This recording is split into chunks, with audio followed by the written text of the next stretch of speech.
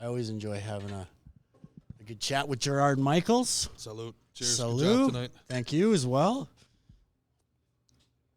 You guys shit on Moosehead a little bit, but I think it's delicious.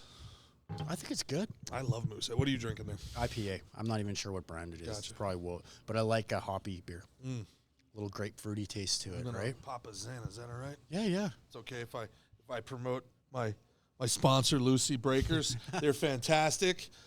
You guys are really zen up here, I notice, huh? They love it. Really? Yeah. Huh. Lots of. How much is it? What you guys do with tobacco products up here is crazy. It is crazy. It is. It's like a regular pack of cigarettes, like $20 just for 25 cigarettes. That's wild. Yeah. That's what I should do as merch. I should smuggle in American cigarettes and sell them as merch. You think I can get away with that? You know, tons of people buy cigarettes from the native reserves. Okay. They're so cheap. Like, Right.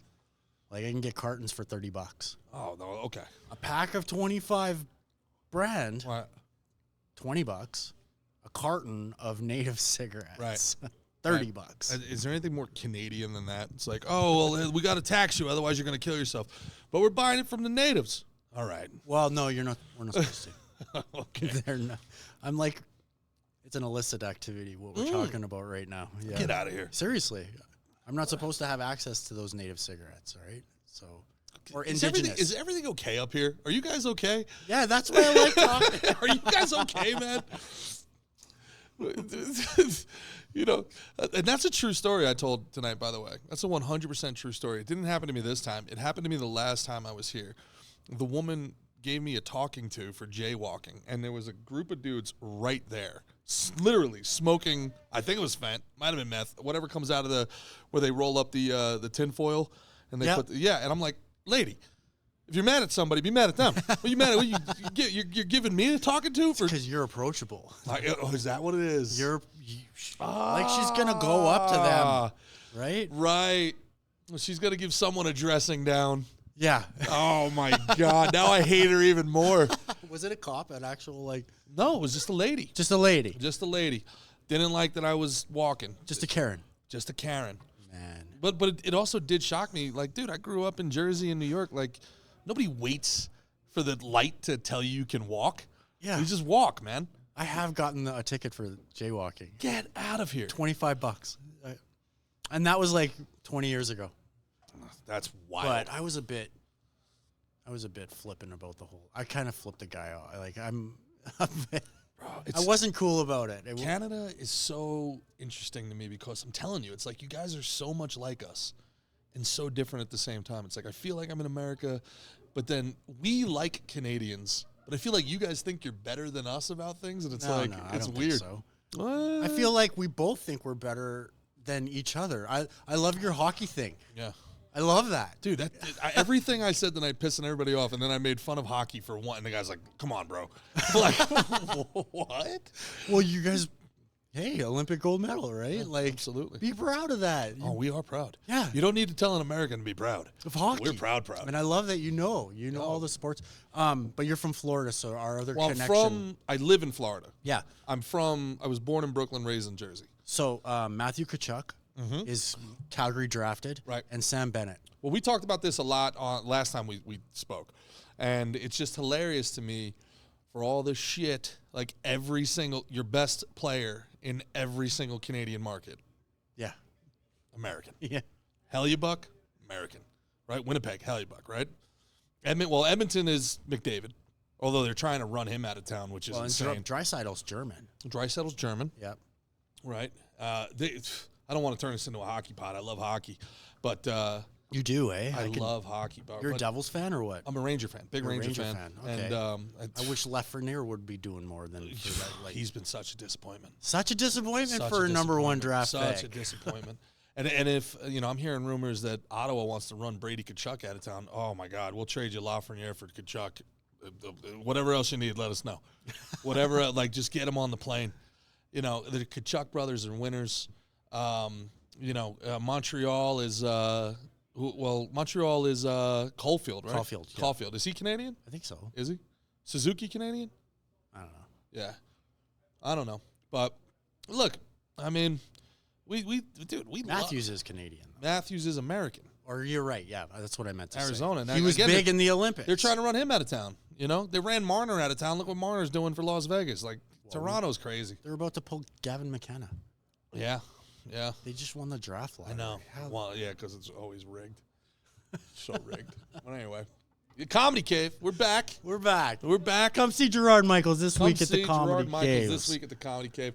So funny. The people in the middle of the show, people from Australia were like, "Hey, we like you, but we didn't laugh because we didn't understand anything." I'm like, "Yeah, it's great. Yeah. Thanks. Right. I'm sorry I didn't prepare any Australian material for tonight. You went in on him a bit. I have to. That's on me.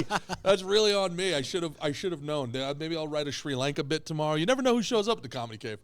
I do know some people that are from Sri Lanka. I will tell you, Calgary in the spring, summer here, whole different beast. You said that earlier. Whole different. Dude, the cowgirls must have been. They must have been hiding out inside when I was here in the winter, man. We walking downtown Calgary. It was a whole different thing. You were here what month? February? I was here December, and it was snowing the whole time. Yeah. Ice everywhere. Yeah. Everybody was indoors and packed up. Right, because you were amazed by our plus 15 system. I remember that. Right. I still am. Yeah.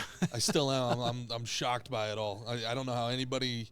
3 miles of just up above. Yeah, right? it's an above ground like cave system that you have. Yeah. It's like going, was it spelunking through the caverns?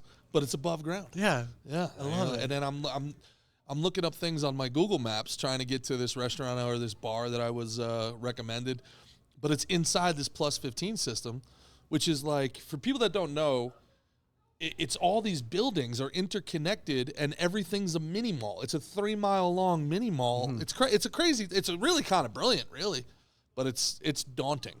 It gets cold here, so that's why it gets to be like minus 30 to both Fahrenheit and Celsius meet at minus 30, and they're the same temperature. So wow, we get that quite a bit. So we've built this like plus 15. It's 15 feet above street level, and you can walk between the buildings. You guys just had my boy Trey Stewart here, right?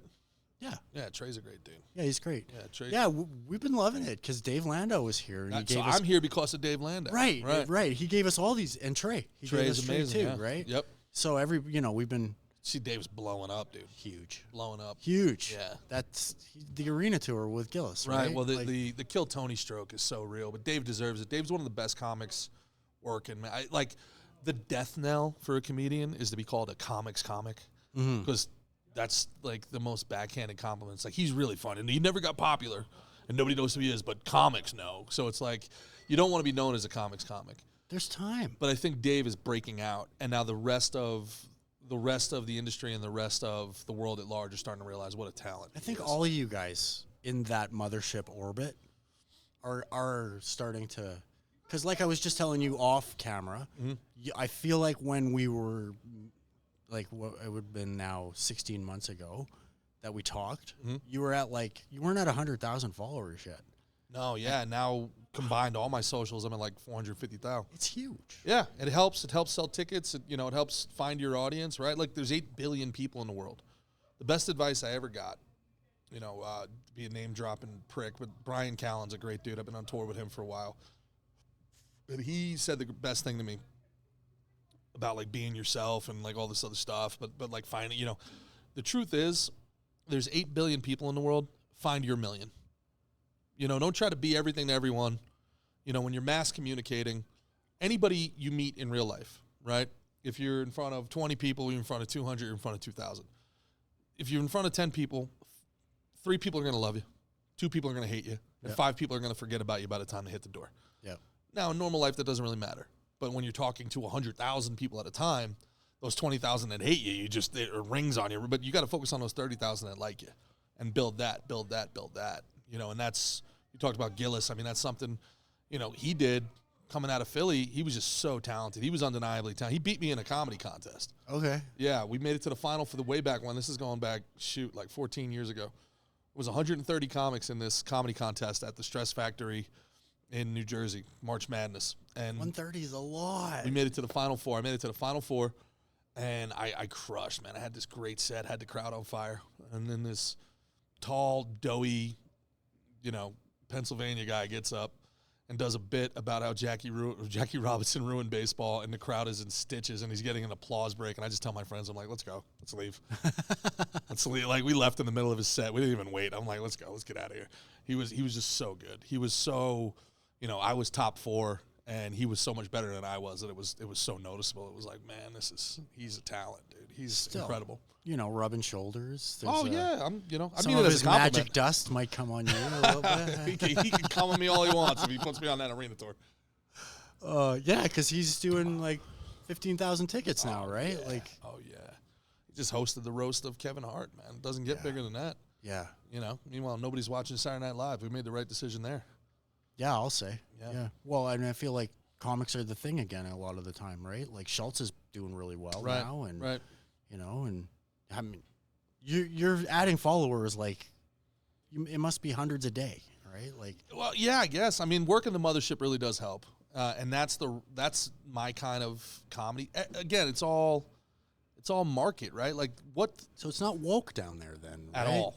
It's actually the opposite. Austin's not woke. Oh, Austin in general is very woke. I thought that actually. But what the Mothership does, and Kill Tony and the Rogan sphere, they're the only clubs in all of America that promote and really market to the blue-collar male audience that dominated comedy audiences when I was starting. Okay. When I first started in comedy, it was what I was drawn to was the free speech nature of it. And there would be a black guy who hates white guys come up and he'd crush. And then there would be a white guy who's kind of racist and he'd come up and he'd crush. And then there'd be a woman who was a feminist and she'd come up and she'd crush. But they were all good. And you had to be good to get on that stage. Right. There was none of this like, you never once thought somebody was on stage because, they're filling a quota. Or they need a woman, or they need a gay guy, or this guy's in a wheelchair. Like, that was never part of it. You had to be good. And if you were trying to pander, for lack of a better term, that audience would boo you right out. But that audience also, you'd walk into the room and there'd be a bachelor party, right? Yeah. When was the last time you saw a bachelor party at a comedy show? I'm telling you, when I started in comedy, half the room was full, and it was groups of dudes. This was the pregame before a big night out, and that kind of more masculine-filled audience was great for comedy. It really was. If they get offended, it doesn't matter. They'll tell you to go fuck yourself, but they won't walk out. They won't make the room awkward, and they won't sit like when comedy, and it started with the Me Too stuff, when it started becoming taken over by like disaffected theater kids. And I'm just being honest. I'm sorry. I'm being honest. And look, I've been canceled, but I'm being honest. And look, this is the truth of it, man. Like, there was a certain time when people realized they could never be as good as those people. So instead of trying to get good, their way of getting famous was to get rid of those people. Why do they go after Louis C.K.? Why? Because they feel like if I got rid of that guy, then they would step in to that void that they created by canceling people. And it worked. But the problem was, it worked. Okay, we got rid of Louis C.K. Now you have the microphone. Go be as funny as he was. Oh, you can't. So congratulations, you got what you wanted. Now 10 years later, everybody's like, I miss Louis. Where's Louis? So that's kind of what the Mothership is. It doesn't matter. Be funny. But that South by Southwest Austin still exists. Yes, so big time. Yeah. Big time. That's the right group. Like, they're the music scene more. Well, they try to push back. There's just as many people that hate the Mothership, and they hate on Rogan, and they hate on Kill Tony. They hate it. But what those guys do is, they unashamedly want people that are there for comedy, right? And that's not to say the rooms are completely filled with men. There's a ton of women. And there's a ton of cool women that they don't take everything so personally. And you know what I mean? And because a lot of it, let's be honest, a lot of it for a long time, these women weren't actually offended. They just saw the opportunity to grab power. Like, as if I need to ask your permission to tell a joke. I'm going to do 60 minutes of comedy. Yeah. You're going to get 12, 15 jokes. If you don't like one of them, hang on, sister. There's another one coming. Yeah, yeah. You know what I mean?